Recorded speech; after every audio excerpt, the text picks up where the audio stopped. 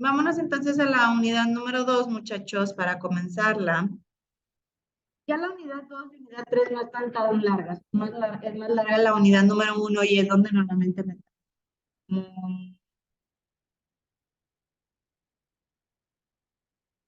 un poquito más en la explicación. Luego dice, estábamos en el arte antiguo, vamos a pasar al arte de la Edad Media, ¿ok? Vamos a empezar básicamente con un tema que se llama arte paleocristiano. Dice que este arte se denomina arte al estilo de arte que se desarrolla durante los 6 primeros siglos de nuestra era, desde la aparición del cristianismo, durante la denominación romana, hasta la invasión de los pueblos bárbaros, que aunque en Oriente tiene su continuación, tras la decisión del imperio en el llamado arte bizantino. En Occidente, Roma es el centro y símbolo de la cristianidad, por lo que en ella se producen las manifestaciones artísticas de los primitivos cristianos o paleocristianos, recibiendo un gran grupo del arte romano como en las artes figurativas. Lo mismo que la historia del cristianismo en los momentos. En el arte se dos etapas separadas de la fundación de Milán por Constantino en el año 313, otorgando a los cristianos plenos derechos de manifestación pública de sus creencias. Hasta el año 313, el arte escultórico de los cristianos se centró en excavaciones de las catacumbas y el reforzamiento de sus cementerios romanos, excavados en un principio en los jardines cristianos. El cementerio se organiza en varias partes estrechas como las galerías, con nichos longitudinales y en las paredes para el enterramiento de los niños. Algunos enterramientos se destacaba la estabilidad de la persona enterrada, ubicando su tumba bajo un arco semicircular. Muy bien, van pasando varias cosas, muchachos. Llegamos a la Edad Media. Llegamos al Paleocristiano.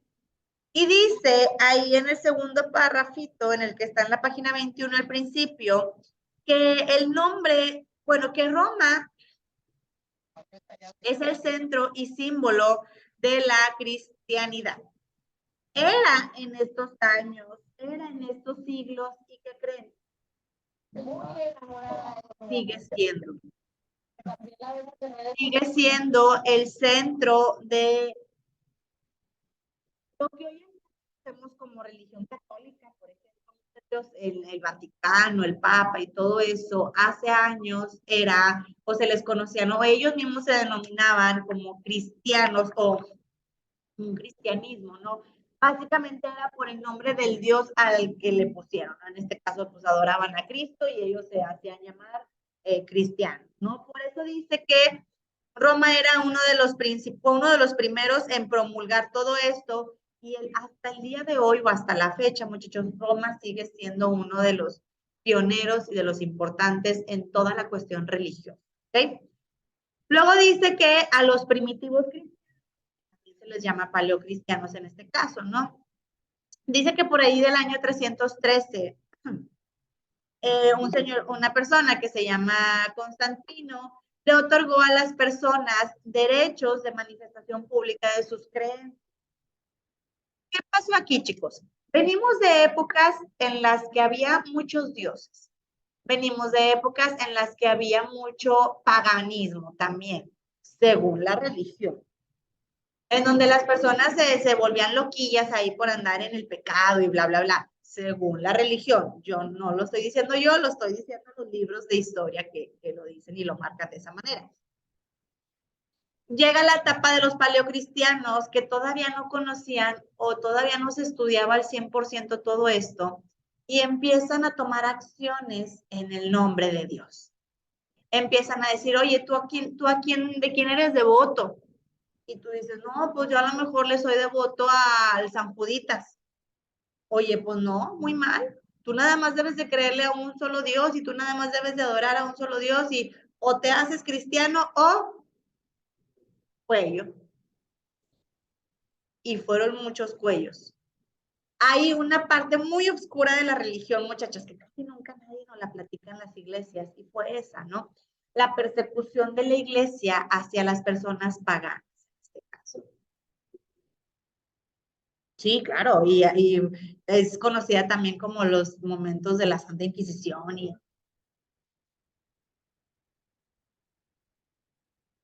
pero mataban en el nombre de Dios, o sea, no mataban porque querían, mataban porque Dios les decía que tenían que eliminar a todas las personas que no fueran creyentes de él.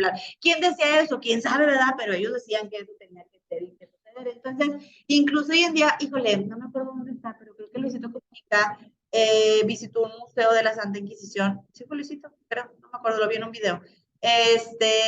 Oigan, está bien grueso, las armas de torturas que tenían para las personas, es decir, que al final terminaban matándolas, ¿verdad? Entonces, pues es muy turbio todo eso, pero en el año 313, bueno, y luego chicos, imagínense, combinación de religiones, si somos pueblos conquistados, siempre hemos sido pueblos conquistados, nosotros somos un pueblo conquistado también por los españoles, la religión que tenemos aquí nosotros es pegada de allá. Nosotros ni teníamos religión, no teníamos estas creencias como tal. Adorábamos a Tlaloc y sepa la bola quién, ¿verdad? Pero nada más.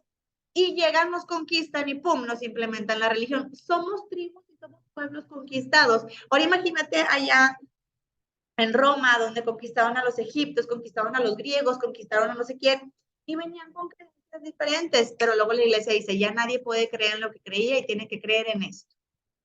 ¿Qué pasa? Oye, en Cristo, aunque yo le crea a Alá o al que tú quieras, ¿verdad? Entonces sucedía que dentro de casa tú, ¿cómo se dice? Profesas una religión, tú dices, no, ¿sabes qué? Yo soy del Islam y hago mis rezos y bla, bla, adentro de tu casa, junto con tu familia. Pero de la puerta para afuera eras cristiano. ¿Para qué? Pues para que no te fueran a decir cosas o a apedrear o lo que fuera, gustes y más, ¿no? Entonces en el año 313 dice Constantino, a ver, basta, cada quien que sea libre de expresión religiosa que quiera, ya no se persigan, ya no se maten, al final del día, luego dice la religión que al final del día, pues todos creemos en el mismo Dios.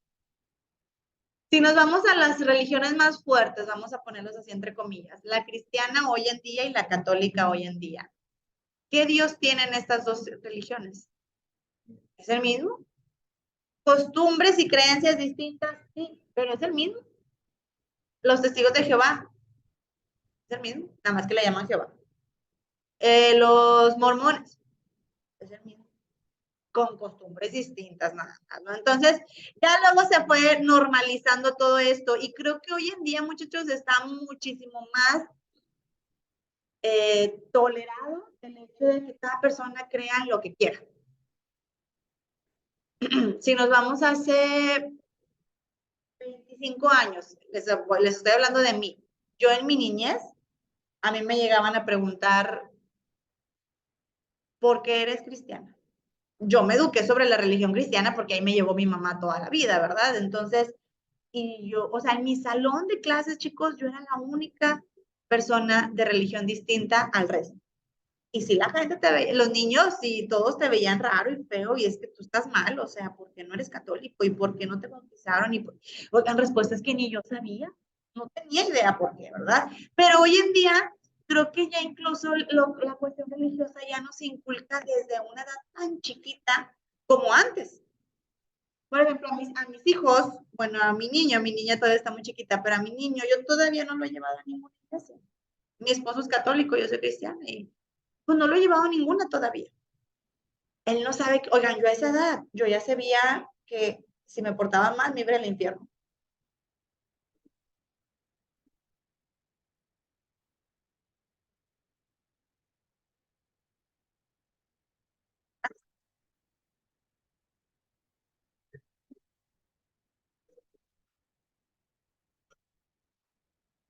Fíjate, no, porque como que ni mi esposo ni yo somos tan clavados en la religión. A lo mejor si uno de los dos fuera muy intenso, sí.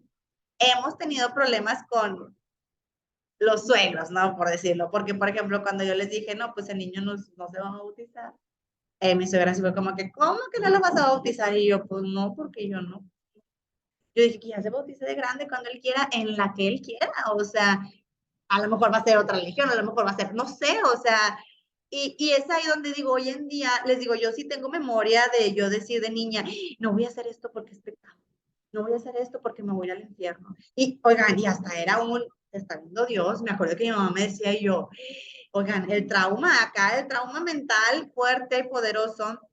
Entonces, yo no quiero transmitirle miedo a mi hijo por medio de la religión, yo quiero que la conozca, sí, que sepa de la existencia de un ser supremo, maravilloso, como le quieras llamar, pero que no tenga como esta parte del miedo, pues sí, básicamente del miedo o de la represión o de la represalia que puede tomar Dios si te portas mal, si haces esto, lo otro. Entonces, chicos, pues aquí Constantino dice, pues ya, cada quien crea en lo que cree, en lo que quieran. Hay personas ateas. Yo cada que inicio los ciclos y cada que conozco nuevos grupos, les pregunto quién es ateo y quién no. Ya les pregunté aquí, ¿que no? ¿Sí? Ya les pregunté en las primeras clases.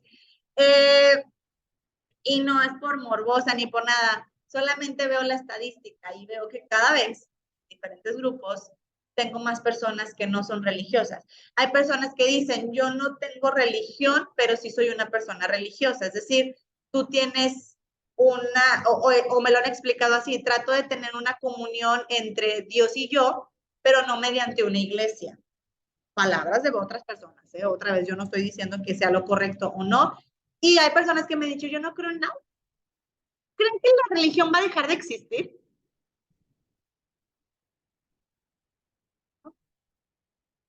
¿Por qué no?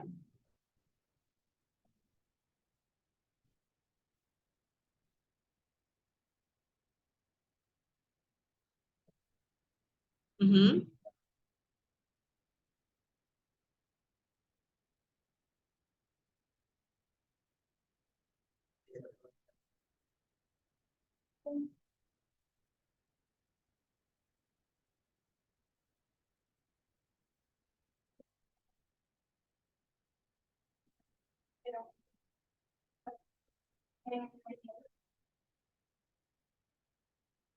Todavía.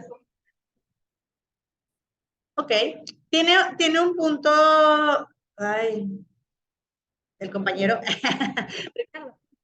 No, Carlos. Híjole, ni que te llamas Carlos, me acuerdo. Tiene un punto, Carlos, en el que dice que las cosas se extinguen. Sí, hay una ley, incluso de la física, creo que dice que las cosas no se crean ni se destruyen, solo se transforman en este caso, ¿no? La religión se transforma también o tiene que transformarse. Si no quiere dejar de existir, tiene que transformarse. Y creo que sí hemos visto que se ha transformado, ¿o no? Salió el Papa ahora con un abrigo muy chido, salió por todo. No sé si sea foto real, pero yo lo vi en todos lados en redes sociales, con tenis chidos y con la inteligencia artificial, ¿o qué? Bueno, quién sabe. Pero ojo, si ha cambiado la cuestión religiosa. Por ejemplo, la religión hoy en día ya te acepta que te divorcies, ya te acepta que te cases cuando ya te habías casado. Antes no. Antes sí existía la anulación del matrimonio católico, o hablo del católico, pero a veces te morías antes de que te aprobaran tu anulación. O sea, tú decías, no, ya no quiero estar aquí, manda la anulación. ¿Saben quién la aprobaba? El Papa. Tú decías, ¿y el Papa qué va a saber de mí? Pues no sé.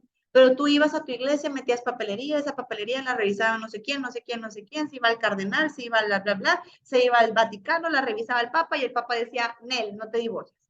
O sí, sí te divorcias. ¿Cuánto se tardaba eso? Años. Les digo, conocí a personas que a veces ya tenían otras familias con otras personas viviendo, pero todavía no le daban su anulación religiosa del matrimonio anterior. Hoy en día ya se anula más rápido o se cancela. Es más, hoy en día ya no las aprueban país, o sea, ya lo aprueba alguien, la máxima autoridad, no sé si es el cardenal o no sé quién sea, de la religión, ellos lo aprueban. Antes, chicos, no podías ir a la iglesia mujeres. Oye, no podíamos ni usar pantalones, es más, es una prenda de hombre, es una prenda del diablo, si no usa una mujer, ¿no? Iban con faldas y tenía que ser larga y no podías traer escotes y no podías traer nada. Y hoy en día, bueno, yo toda mi vida he ido en pantalón a la iglesia. O sea, a mí ya no me tocó esa época, pero yo me acuerdo que mi abuelita regañaba a mi mamá por no ponerme vestido para ir a la iglesia. Y mi mamá le decía, pues es lo mismo, si todo entre semana la traigo en pantalón, pues ¿para qué la llevo a la iglesia? No, están cambiando. Ya te aceptan hoy en día, ya te aceptan de pelos de colores, ya no te dicen nada si vas acá todo perforado. Te tatúas. Oigan, los tatuajes eran turbo pecado. Ya no digo pecado, turbo pecado. No tanto. Sí, a lo mejor un poquito, pero no tanto. Entonces, la iglesia evoluciona. Hace poco, bueno, hace unos años, recién entró el papa este que está ahorita, casó parejas gays, allá, cumbre de lo religioso. ¿Cómo? Tienes que evolucionar. Por otro lado, la opinión que me dan acá sus compañeros de adelante, dudo que la religión vaya a desaparecer también. O sea, no, nunca, precisamente por la cuestión de la fe. Y ahí les va, chicos, no me acuerdo, creo que ya se los había comentado, no me acuerdo muy bien. Tengo un maestro, tuve un maestro que es psicólogo, es doctor en psicología, y él nos explicaba precisamente eso, ¿no? Que él veía personas con enfermedades terminales, con personas que estaban en desahuciados, así, se los dije, ¿verdad? Entonces, estas personas necesitaban buscar algo más allá de la medicina, porque la medicina y la ciencia y la cuestión mental de los científicos te decían, ya no tengo nada que hacer por ti. ¿Qué hacían las personas? Iban y se refugiaban en quien tú quieras, en el brujo, en el chamán, en la religión, en la Santa Muerte, en quien quieras, pero con una fe distinta a lo que a lo mejor empezaste tu proceso de enfermedad, ¿no? Entonces, dudo que vaya a dejar de existir, dudo que vaya a dejar de estar metiendo su cuchara en toda la creación de la sociedad, pero sí hoy en día es más relajado y va evolucionando precisamente para no perder a todos sus feligreses. No tienes que evolucionar si quieres seguir con tus feligreses ahí. Ok, luego habla de la basílica. Vamos a leer desde la basílica después de la edición milana a partir de 1913. La basílica es la construcción eclesiástica más característica del mundo cristiano. Su origen es dudoso, pues se le considera una derivación de la basílica romana o se la relaciona con algunos modelos de casas patricias. Casas patricias son como iglesias o lugares donde se congregaban, se juntaban las personas a hacer un culto religioso, que no precisamente fuera un templo. Podía ser una casa, y antes se les llamaban así, casas patricias. O incluso dice que algunas salas termales. La basílica organiza su espacio generalmente en 3 naves longitudinales, que puede ser separadas por columnas. La nave central es algo más alta que las laterales, sobre cuyos muros se levantan ventanas para la iluminación interior. La cubierta es plana y de madera, y la cabecera tiene un ábside con bóveda de cuarto de esfera, bajo la que alberga el altar. Otros edificios de carácter religioso fueron los baptisterios, edificaciones de planta poligonal, frecuentemente octagonal, que tenían en su interior una gran pila para realizar los bautismos por inmersión. El más conocido es el baptisterio de San Juan de Letrán, en Roma, construido en los tiempos de Constantino también.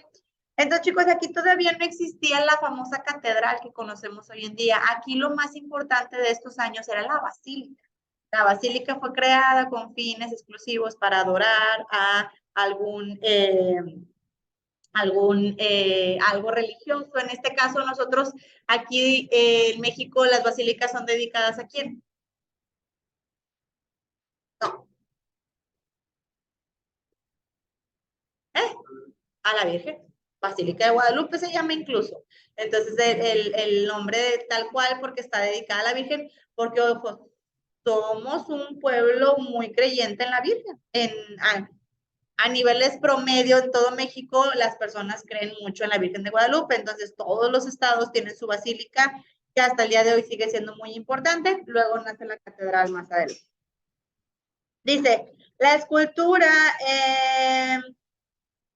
de la época se halla especialmente representada por sarcófagos decorados con temas del crismón, estrígilos y escenas bíblicas y representaciones alegóricas. Entre ellos se destacan el de Leocadius de Tarragona y el de Santa Engracia de Zaragoza.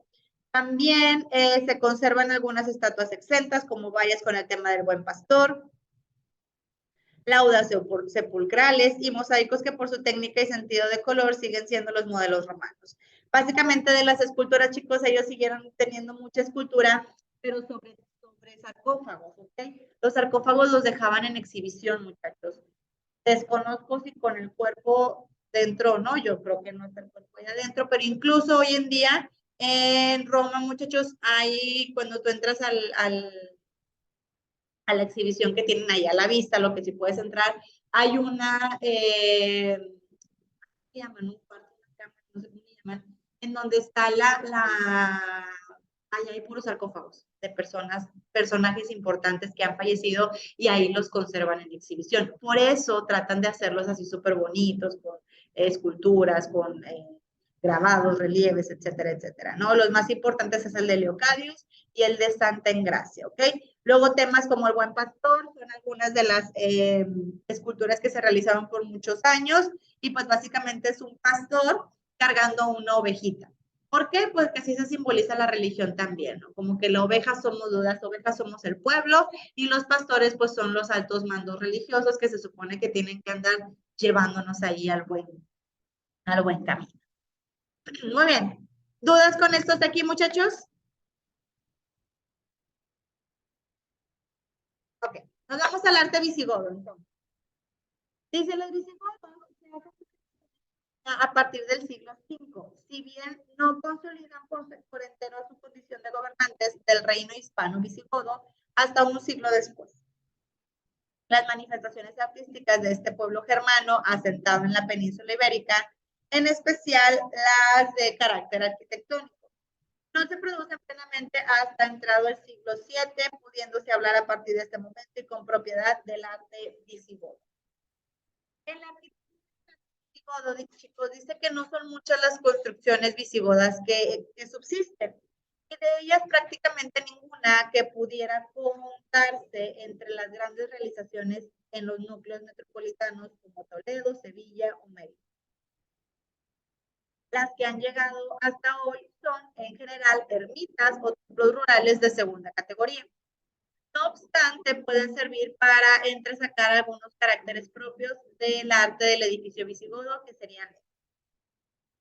Voy a leérselos y no le vamos a entender a mucho. Nos van a dar especificaciones, todo lo que viene aquí en bullets son especificaciones de que sí, la orillita, el borde, la florecita, que si tiene una curva, que si es recto, son especificaciones de fachadas, básicamente, de los templos. Dice, preferentemente había planta basilical o de cruz griega, y a veces una confusión de ambas disposiciones, espacios muy compartimentados. Ahorita más adelante les voy a mostrar y les voy a decir qué es la famosa cruz griega. Ahorita la vamos a ver. Ábside rectangular al exterior. A cada lado podía existir un recinto destinado a sacristía. La capilla es separada del resto de los templos mediante un iconostasio. Arco de herradura generalmente sin clave, de grado vertical en la zona peraltada, elevación de un tercio y salme, y primeras dovelas de planos horizontales. Uso de columnas y pilares como soportes, capiteles corintios muy simples, o troncocónicos invertidos con gruesos cimacios que anclan en los muros. Cubrición mediante bóvedas de cañón o de arista, además de cúpulas sobre los cruceros. Muros de sillería formados por grandes bloques prismáticos aparejados a soga y tizón en seco, ocasionalmente alternando con ladrillo al modo romano. Decorado a base de frisos, de róleos, vásticas y temas vegetales y animales. Pequeños pórticos a los pies o en los laterales. Básicamente te dio la descripción de algunas cuestiones de los templos, de las columnas, de los acabados y de algo que nace en el arte visigodo y es lo más importante y ha destacado de aquí, chicos.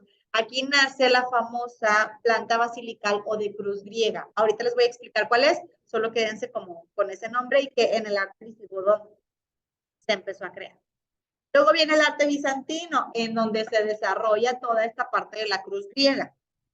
Dice el arte bizantino que es una expresión artística que se configura a partir del siglo VI, fuertemente enraizada en el mundo helenístico como continuadora del arte paleocristiano oriental.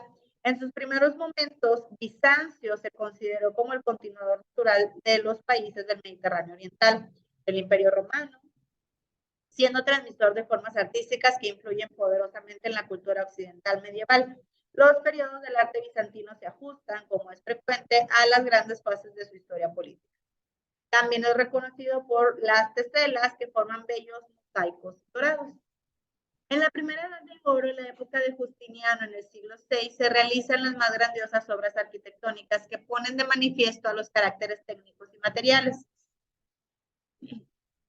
así como el sentido constructivo que caracteriza el arte bizantino de este periodo del mundo romano y paleocristiano oriental. Mantuvo varios elementos tales como materiales de ladrillo y piedras para revestimientos exteriores e interiores de mosaico, arquerías de medio punto, columna clásica de soporte, etc.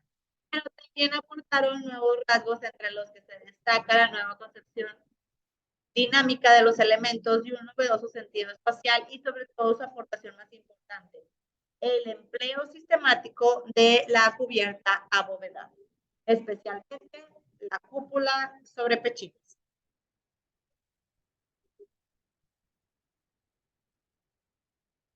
Es decir, triángulos esféricos en los ángulos que facilitan el paso de la planta cuadrada a la circular de la cúpula. Estas bóvedas esféricas se construían mediante hiladas concéntricas de ladrillo a modo de coronas de radio reforzadas.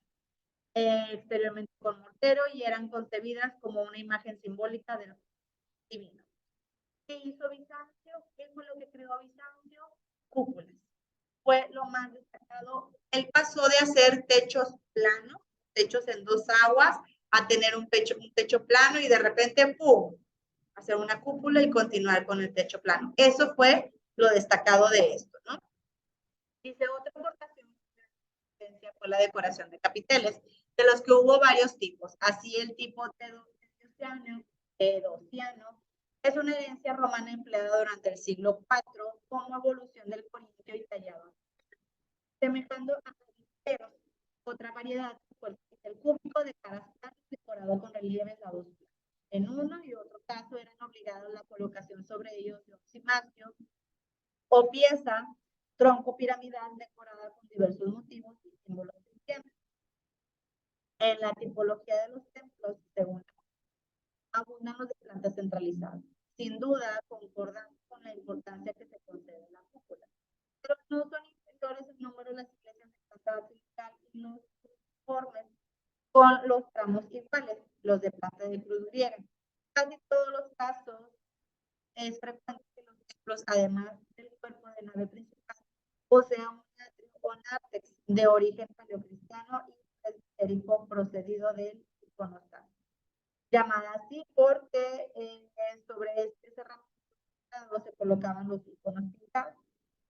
En la segunda edad de oro predominan las iglesias de planta de cruz griega con cubierta de cúpulas reversadas sobre tambor con una cornisa ondulada en la base exterior.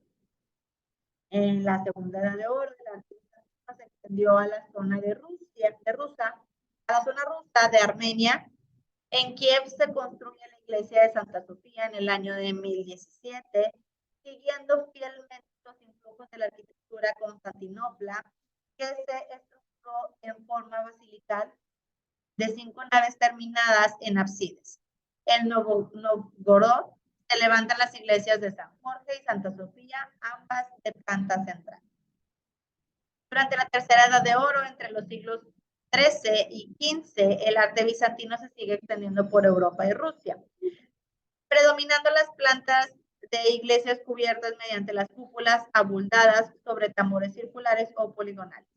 A esta etapa corresponde en Grecia la iglesia de los Santos Apóstoles de Salónica, del siglo XIV, la guerra de Mistra en el Peloponeso y algunos monasterios del monte Athos. Asimismo, se multiplican los templos bizantinos por los valles de Danubio, por Rumanía y Bulgaria, llegando hasta las tierras rusas de Moscú, donde sobresale la iglesia de la Asunción del Kremlin en la Plaza Roja, realizadas en los tiempos de Iván el Terrible, entre 1555 y 1560, cuyas 5 cúpulas, la más alta y esbelta en el crucero y otras 4 situadas en los ángulos que forman los brazos de la cruz.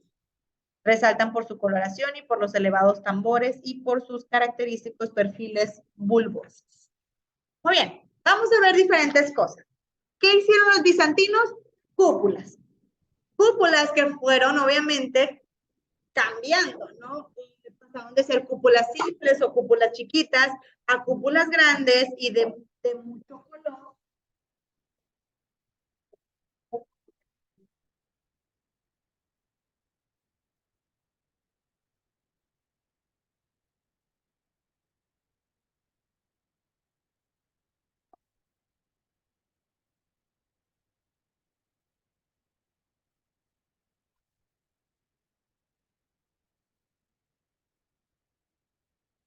¿Qué anda haciendo Carlos? ¿Qué anda haciendo? ¿Anda de carpintero? ¿Estás trabajando?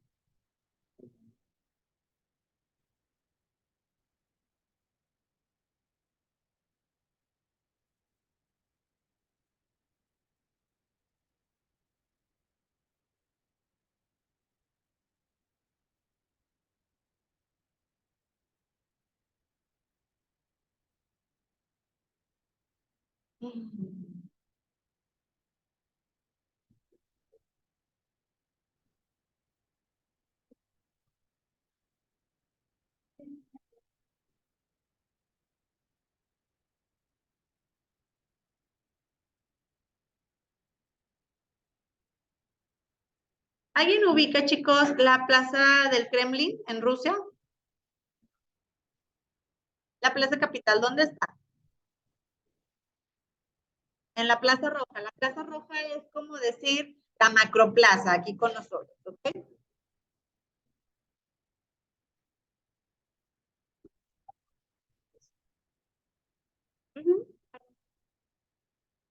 La matrícula están aquí en las iglesias. Ajá, no, pero tampoco es iglesia. Ah, la misma importancia. Ajá.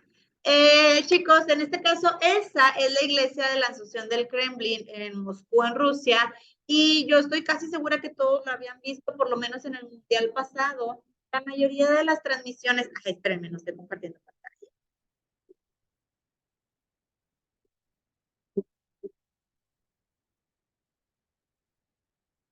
La mayoría de las transmisiones que se hacían del Mundial era en esta plaza y casi siempre tenían de fondo esta iglesia. Déjenme ver, aquí está la explicación de la famosa cruz griega, muchachos. ¿Qué es la cruz griega? Aquí está la entrada a la iglesia, la cual tiene un pasillo principal que termina como en un nicho en donde normalmente es el templo o es donde está el Padre y donde están ahí las imágenes que estamos adorando, ¿no? Y esta es la otra parte que forma una cruz, por eso se le llama cruz griega, básicamente porque las iglesias están formadas de una manera que simbolizan una cruz, que en este caso es religiosa, ¿no? Bizantino creó esta parte de la cúpula basándose en la cruz griega, en donde pone 4 esferitas o semiesferas a los lados y una más sobresaliente que es esta, que es la que está justo en el centro de la cruz griega, ¿ok? Básicamente esa es la explicación de la cruz griega y hay muchas iglesias que están con el mismo diseño de hacer o formar.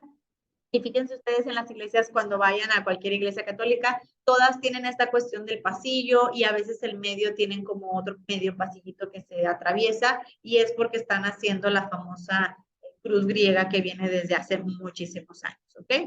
Ok, ¿cómo es la iglesia de la Asunción del Kremlin por dentro? Es hermosa.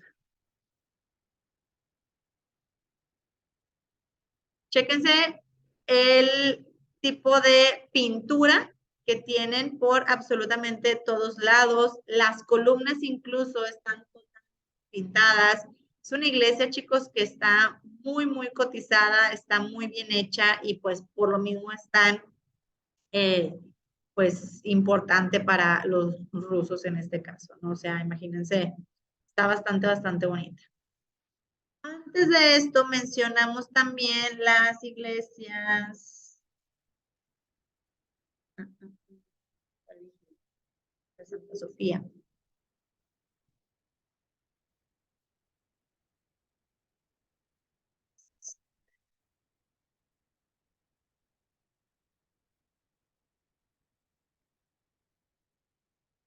Esa es la iglesia de Santa Sofía que viene por aquí mencionada. Y luego viene la iglesia de San Jorge.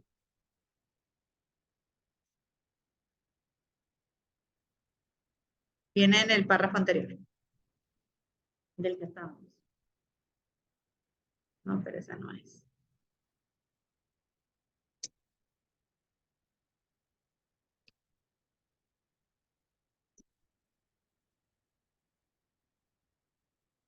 Esta es la iglesia de San Jorge. Si se fijan, trae el mismo estilo, colorido, con las cúpulas, la creación, altas, y tiene también esta simbología de las 5 pulitas que tenían por ahí, solamente que maneja otro tipo de colores. Y más adelante, con el paso de los años, chicos, pues pasamos a tener unas cúpulas como estas, que son como más coloridas. Azul, amarillo, rojo, rosa, ya les van poniendo más colores y se hace más llamativo